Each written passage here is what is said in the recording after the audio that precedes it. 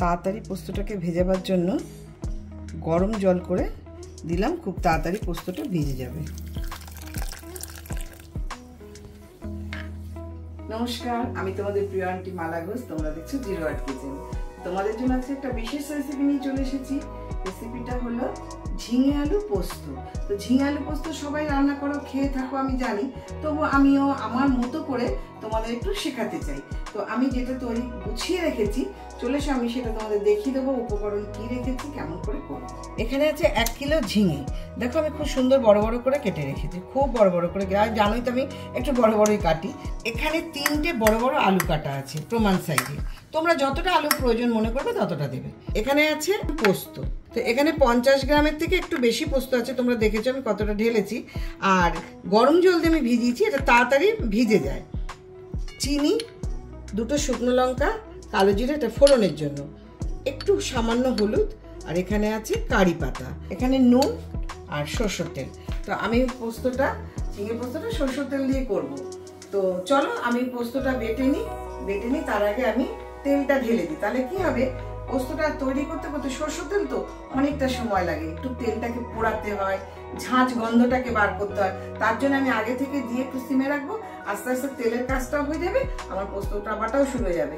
আর না হলে কি হবে, পোস্ত বাটতে বাটতে আরো 5 মিনিট আমার এখানে লেট হবে। তো সেই জন্য আমি তেলটা আগে দিয়ে দিই।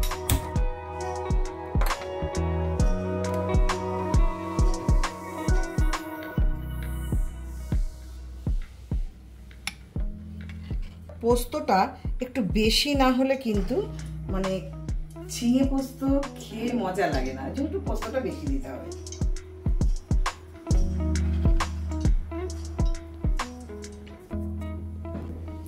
এখানে 4টে কাঁচা লঙ্কা নিয়ে নিলাম। এবার এটা আমি বাটবো।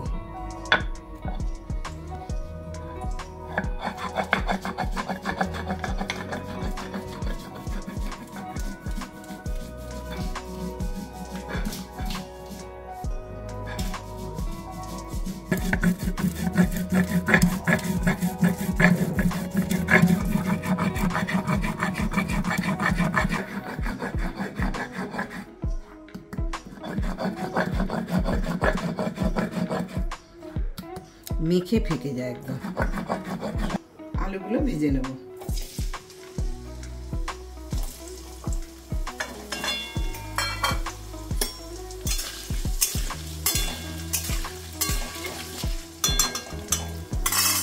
আলু ভাজার সময় নুন দিয়ে ভাজবো।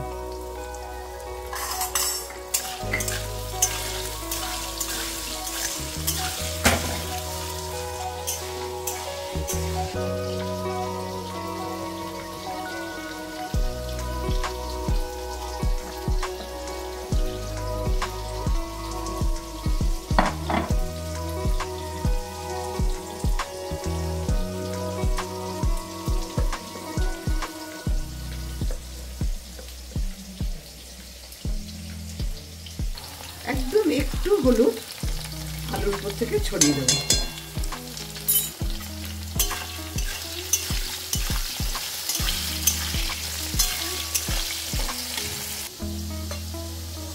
আলুগুলো লাল লাল করে ভাজা হয়ে গেছে, এবার আমি আলুগুলো তুলে নিচ্ছি।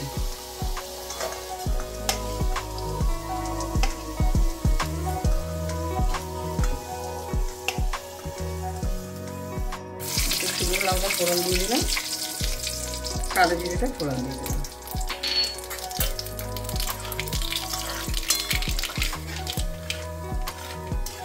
এবার ঝিঙে দিয়ে দেবো।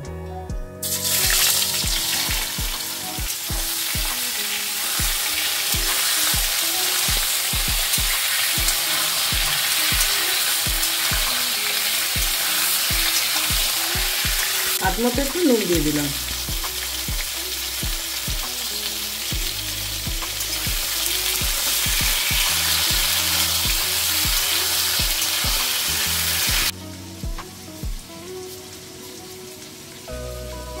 কারি পাতাগুলো আমি একটু ভেজে নেব। আলুগুলো দিয়ে দেবো। একটু কড়াইশুঁটি ছাড়িয়ে রাখলাম, হঠাৎ মনে হলো এখনো কড়াইশুঁটি আছে, একটু দিলে ভালো লাগবে, তারপরে একটু কড়াইশুঁটি দিলাম। দিলেও হয়, না দিলেও হয়, এখনো চলছে বলে দিয়ে দিচ্ছি।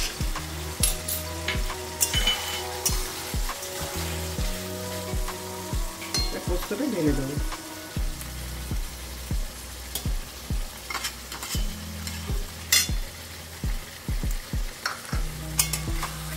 এক চামচ কাশ্মীরি লঙ্কার গুঁড়ো দিচ্ছি। পোস্ত অনেকে সাদাই করে, কিন্তু সাদার সঙ্গে একটু কালার আসলে দেখতে ভালো লাগে, তার জন্য একটু হলুদ, একটু কাশ্মীরি লঙ্কার গুঁড়ো দিয়ে দিলাম, রংটা একটু ভালো আসবে। তার সাথে আমি এটাকে একটু নাড়বো, আস্তে আস্তে এটা ভাজা হতে থাকবে। এটা হচ্ছে কারি পাতা।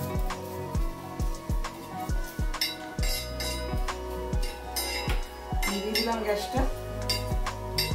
আলুটা সিদ্ধ হয়ে গেছে, দেখো খুব সুন্দর আলুটা সিদ্ধ হয়ে গেছে। এবার আমি মিষ্টিটা দেব।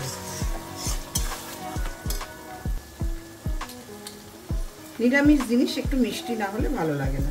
এক চামচ, হালকা করে এক চামচ চিনি দিয়ে দিলাম, উঁচু উঁচু না।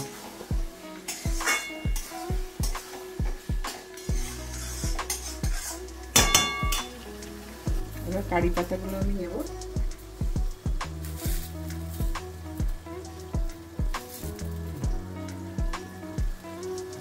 এটা নেব, নিয়ে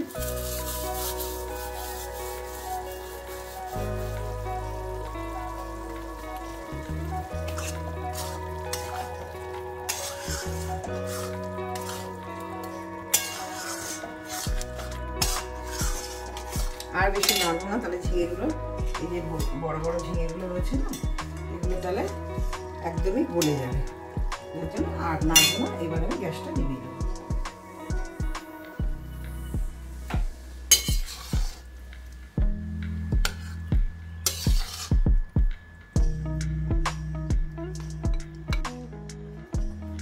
হয়ে গেল আজকের রেসিপি ঝিঙে আলু পোস্ত।